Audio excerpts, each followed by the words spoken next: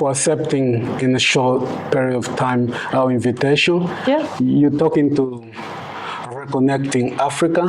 We are a very new created YouTube channel. We are all about the Indigenous people throughout the world. Can you introduce yourself, please? So my name's Eliza. I'm a proud Wiradjuri woman. I was born and raised in Western Sydney here in Australia. My family come from Nyngan out in Western New South Wales. And I've worked within the First Nations communities for a lot of years, since I was about 21. When I was young, about 13, 14, I left home and ended up travelling up and down the east coast of Australia, living with different communities that had taken me in at the time that I learnt and listened from. Can you tell a little bit about your organisation? Well, first, I guess to talk about Tribal Warrior, we need to understand Redfern a little bit. So honestly, from someone who's lived in so many different communities across this country, Redfern has always been a political hub for First Nations people within this country, but also it's 10 years ahead of almost any other community. The progress that Redfern has made and done itself, a lot of the mindsets that exist within Redfern, everyone's, they're on their way to being business owners, CEOs, professional athletes. They're able to have the right mentorship in this area to achieve these things, whereas a lot of other communities are still needing that empowerment. So it's a very empowered place. Tribal Warrior is one of the main reasons for that. Uncle Shane is one of the main reasons for that. So Uncle Shane has led initiatives throughout this community for years. And what we do here, we have a couple of different programs. I work for Tribal Warrior Talent, which is a new program established to help First Nations employment and procurement initiatives. We also have our home team, which focuses on a lot of people have support programs that exist for children once they're taken away into foster care, but the home actually works on supporting the parents in getting themselves together so they can get their children back, because the best place for a child to be is home. Then we also have our Never Going Back program, which is meant to help anyone who's been in jail come out on a day release program where they come to boxing, they get a job while they're on day release and help them re-engage with the community. So we have that. We also have CSWP, which is focused on our youth in the area. We pick up little kids, take them to boxing in the morning at 6 a.m, 3 days a week, get them up early, dedicated, ready to train, motivated, get used to that routine, and then we give them breakfast and then we drop them off at school. So how long have you been running this program here? Personally, I've only been here for a few months, but I've worked within the Redfern area and worked with Tribal Warrior on their programs for a very long time, about 6 years. But Tribal Warrior, the Clean Slate Without Prejudice program for the kids in the boxing, I think that was the first community program developed, which has been around since about 2012. Why they start this program in the first place? Because incarceration rates in Redfern were the highest that this country's ever seen. I don't know off the top of my head, but it was something around, 300 or something armed robberies per month, mostly committed by First Nations people. Now, in today's society, we're talking about 2022, we do still have high incarceration rates. Sydney's a bit different, but most remote communities are. Let's just say that I was working with someone recently who would prefer to live in Sydney and live under a bridge rather than face court in a country town where they were from, because of the way the court systems are set up. So what Uncle Shane did was realised we need to change things ourselves. And the only reason these incarceration rates were so high, in my opinion, personal opinion, but was just a negative relationship with the community and the police. The community had been displaced for so many years. Aboriginal people weren't considered human beings here until 69. So a lot of them were kind of brought into Redfern to work on Central Station when they were earning 10 cents to the dollar back in the day. And when that all started to change during our grandparents' generation, they all became unemployed. And just the relationship with the police, if one of the guys down here in Redfern were to associate with the police, they would be ostracised from the community. Police and any Aboriginal person around here, they would be harassed and beaten up. So that was the relationship, which just leads to toxic things. And of course, there's going to be high incarceration rates. So that has improved? So that has improved. I think that, Redfern would have one of the lowest crime rates in the country now, just because of the community itself taking initiative and really cleaning the place up. But what this Clean Slate Without Prejudice program is, when it started, the boxing program, was actually created by the local police and Uncle Shane working together. One police officer in particular, he was leading Redfern Police Station at the time, and they built the program together to fix the relationship, and it has worked. So now Uncle Shane, who is our CEO, has the best relationship with the police here. Wow. Amazing. And that's what came here to look for good stories, not just that dirty thing, oh, you don't go to Redfern because this, because of that, the Indigenous people are this. This is wonderful story that not many people know about it. And that's really amazing. Honestly, Redfern is such a good place now and such a good community to live in that most First Nations people are being priced out because rent here, I don't know if you know, but rent here, it is about $1,200 a week sometimes for a one-bedroom apartment here in Sydney. Okay. But this is where all of the protests started, all of the fights for freedom to become considered Australian citizens, to, end segregation. So they call it the capital of Indigenous people. Definitely. And every Aboriginal person all over this world might not know Sydney, might not have ever been to New South Wales, but they know of Redfern. Population-wise, the highest population at the moment is in Western Sydney. But, so tell me, in general, how is the living condition of the Indigenous people? Something we like to talk about is we put up the map of Australia, and we have a language map. So what's alive now is 250 dialects, which are small language groups. The size of Australia compared to a lot of other countries is really big. There is so much diversity across the country that we can't really put a one blanket fits all because everywhere is so different, different cultures, different people, different situations. But I can speak on behalf of parts of New South Wales and here. Look, there's been a lot of progress in the last few years, but, of course, we've still got low health rates, high incarceration rates, low employment rates.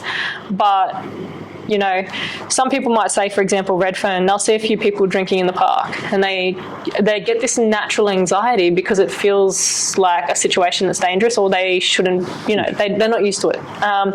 But something I like to highlight about Aboriginal people in our cultural awareness training sessions is that the question is, we are just a more public people, where a lot of cultures have a strong alcohol culture, but Aboriginal people prefer to drink in parks than at home. They prefer, if they're having an argument with their partner, they will do it in public because they have no shame of doing things in public. So the question isn't really like, are the DV rates this bad? Is the alcohol affecting our communities this bad? Because it is, but it's also, we just are more of a public people. Other cultures don't know that. It's changing a little bit subject. So, on this channel here, we talk about things that still taboo nowadays. And the biggest issue that I've been talking to people, we've been talking about is racism. So I just want to ask you, is Australia a racist country? in my personal opinion, yes, it is very racist. And again, that's just because of things that have been embedded in it and the fact that our history is so recent. So again, you know, the 70s, that's my mum's generation. We still had segregation in this country in the 90s in a lot of parts of the country, black and white pubs. During the 70s, 60s, Aboriginal people, the stolen generations was still happening during the 60s and even into the late 70s in some areas. That is so recent. So people who were born within this time still carry unconscious bias around what these policies have made us think. One thing that I'd love to highlight, just because it changes people's perspectives here in Australia, there's a lot of divisiveness around the fact that they say Aboriginal people get benefits, government benefits, but that's actually a myth. That's all fake. So we have something, in here we have Centrelink, but so we have AB Study, but at school you have Oz Study, exactly the same thing. Aboriginal uni scholarships, but then you have low income scholarships. So every Aboriginal benefit that exists, there's an identical service for the wider community, but having the word Aboriginal at the start just means that there's a support worker there to guide you culturally if you have any issues. But this makes a lot of people become very divisive because they think that Aboriginal people are given something within this country that others are not. No, and my personal opinion, I think that any Indigenous people don't have to justify. If you get whatever benefit, I think you deserve it. And you should never really have to explain to anybody, you know what I mean? Anyway, yeah, that's my personal opinion. Yeah. What future do you expect to see in this country? I expect to see a lot of growth. I do expect us to move towards a similar path as New Zealand and what New Zealand has represented, how they've kind of merged First Nations with common culture. That's what personally I'm seeing. But then we've got country towns, for example, when the referendum happened and Aboriginal people were voted to become Australian citizens, there were certain towns that voted no. So, for example, Moree and Kempsey, and these towns are just so embedded. It feels like you're walking 40 years back in time when you're in these towns, which I'm sure you would experience in most countries. There's certain towns that are just still full of that. So I think we have a long way to go, but I think as Sydney, Melbourne, our main cities are very progressive towards collaborating culture and moving forward. But I think that remote towns across the country are going to be another 30, 40 years behind. People within the cities of the country and along some towns are very educated on the history. All of a sudden, the last 10 years, Aboriginal Black people are actually caring about what really happened in the history of their country and understanding it and understanding Aboriginal people. So I think there's a lot of progression with that. Economically, I'm not educated enough to really give an outlook on that. I think that Aboriginal people are starting to finally kick off. There's a place called the Yapa Hub over in Liverpool. Yapa Hub, and they help First Nations people start up their own businesses. So, for example, there's a lot of entrepreneurs now, people stepping up, which of course creates them to employ a lot of other Aboriginal people, and that will slowly, through procurement, economically, we will be increasing and working harder, but I definitely see us improving economically. But, and then health rates, hopefully soon, but a lot of kids, when they were removed during the stolen generation, was from hospitals and doctors, and there is a strong fear of doctors and institutions within our culture, like I know there is in a few other countries around the world. So I don't know when health rates will improve. Especially people living overseas. Because a lot of people don't know Australia, and a lot of people, they have this wonderful picture of Australia, you know what I mean? They only see all the beautiful things, but they don't really know how the Indigenous people live in Australia. What's your message? That Aboriginal people, our core value, we still have our culture. We lost bits and pieces of it, especially along the East Coast, but we are still tied into our culture, and our history is so recent. Aboriginal people are very connected to country and love country, and that is their highest value. They'll put country, their land, their culture above themselves. So you will see Aboriginal people sometimes sleeping in public. It's not because they're homeless, it's because they want to be connected to their country. You might see them drinking in a park. If they're over 60 to 70, there's a chance that they suffered from those policies and that they were taken into those homes. And, there's a lot of research you can do. But, they've dealt with things that, and it's not a 1 in 50. This story for us is the majority. Majority of kids within that generation were taken. But very connected to country and culture. And for our elders, a lot of them are dealing with traumas that we can't comprehend. So they'll just drink in a park alone. They'll never bother you. But if you walk past an Aboriginal person and say, "Hey aunt, hey uncle," or if you're walking past someone who might be intoxicated and you say, "Hey aunt," you watch them change, because that's how we show respect to you. "Hey aunt, hey uncle," and they'll turn around and be like, "Oh, hello, how's your day?" But understanding that a lot of the actions we take and a lot of the things we do is just trying to keep that connection to country and culture.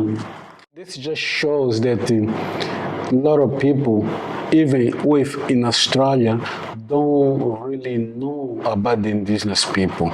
And that's why I always tell people, if you want to know the locals, you have to get into them. You gotta meet them. You gotta talk to them. You don't just assume they this, then that. You know, that's the question that I always ask people. You gotta explain in your own word why the Indigenous people don't celebrate the Australian Day. We are the most politically diverse and diverse people in the world. Everyone would think differently, everyone would have a different opinion. But from my opinion, you know, when the date was created to be January 22nd, it wasn't long ago. I think it was in the 30s. Around that time, we had just started to make progress with a lot of policies and started to build traction with really recognising Aboriginal people as citizens and as human beings in the country. As we started to move towards that, all of a sudden they changed the Australia date, which was a different date to that date. So it was kind of a political jab to the face, but also, you know, when we think back to the stems of Australians' racism, have you ever heard of the White Australian policy? Yeah. So it wasn't just embedded for Aboriginal people. It was meant to say that unless you were from the UK, you were not allowed to ever migrate here. It was meant to be a white-only country, you know, an extension of the UK. White Australia policy, like just in the name, there's no other country I could imagine that actually says white Australia, like white country policy. It's unheard of, you know, so it really shows the reflection on what this nation was built on. And then, you know, immigrants didn't really start coming in until the 60s from, you know, all different countries. But, you know, I'll get a lot of people who are first generation immigrants who don't understand that history of the White Australia policy, and they celebrate Australia Day and they're like, oh my God, it's me coming to this country and it's the unity and it's such a beautiful day. And you know what? I think the meaning behind what Australia Day is supposed to be is such a beautiful concept. Sure. But it doesn't reflect that on the day. It doesn't show all different flags of the nations that are living here. It doesn't show unity. It doesn't reflect all of Australia's history. It doesn't reflect most things. It's kind of just like, this is a day that we celebrate the culture that we've created, and if you're not a part of it, then you're not Australian. Who are you to define whether, if I don't want to drink on a beach on that day, how am I not Australian? And that's to the wider community as well, not just the First Nations people, but for us, it's obviously bringing up a lot of trauma for the elders, but turns into a day of judgment almost, where if you don't fit into the stereotype of what an Australian person is, then you're not Australian. And it is a day where everyone has to fit into that stereotype. That's what it feels like to me. And that's what it's kind of marketed as. You'll never see, when you see Australia Day marketed, it's always a very specific look. Thank you. Thank you. So you just heard things that probably never heard before, and that's what I said earlier. To know about Australia, you have to talk to the locals. They have a lot of things to tell us, a lot of things to share, a lot of struggle, and those struggles are still going on. So if you are new on this channel, because we are very new, we are reconnecting Africa, we are very new on YouTube, please subscribe, like it, comment, get involved. If you have any story, let us know. We're gonna go there, we're gonna dig, we're gonna bring out, you know, this channel is for the Indigenous people throughout the world. Things that you don't hear on mainstream media, you're gonna hear on Reconnecting Africa. Do you have anything that probably I didn't ask you and is in your heart and you wanna say it? Just a rough reflection. It's kind of harsh, but as well, recently during the Black Lives Matter protest, our Prime Minister said, thank God that we never had slavery in Australia, which is interesting because when a lot of the children were removed, when they were taken, they were put into homes to say moral reform, where they were trained, the women were trained to be household servants and the men were trained to be farmhands, but because it was called servitude, it wasn't technically called slavery. But then also Australia actually would go kidnap children from the Solomon and Fiji Islands and bring them in to work the sugar canes in Tweed Heads, and they called it blackbirding. So these are just quick policies that no one actually really knows of. During the World War I and II, Aboriginal people weren't citizens. But they did fight in World War I and II, but it was a good opportunity for the government to leave First Nations people overseas. So a lot of Aboriginal people actually got left in Africa, and there's a book about it, because they didn't have passports to get back in Europe as well. What part of Africa, do you know? I don't know, I haven't read the book, but I know someone who's lived it, and I will get the book for you and I'll share it with you. So yeah, a few of them got left over there, and a few got left over in Paris as well. So just some interesting policies that aren't taught here and aren't spoken about. But yeah, it's a bit of history. Mamma mia, that's what I mean. You lot of new things every day. Yeah, but slavery is true. Yeah, I heard the story of people in Queensland, them working for food. What do you call that? That's slavery. Forcing kids to work for free. What do you call them? That's slavery. Oh. So, like I say, if you're new to this channel, please subscribe, and if you can support any work that the Indigenous of this land do, please get involved, support them. They're your brothers, they're your sisters. They need your help, they need your support. Doesn't have to be big, doesn't have to be financial. Even just opening your mouth. Come and support the cause of the Indigenous people. Until next time, I'll say, reconnecting Africa. Bye-bye. Amazing, thank you. Thank you.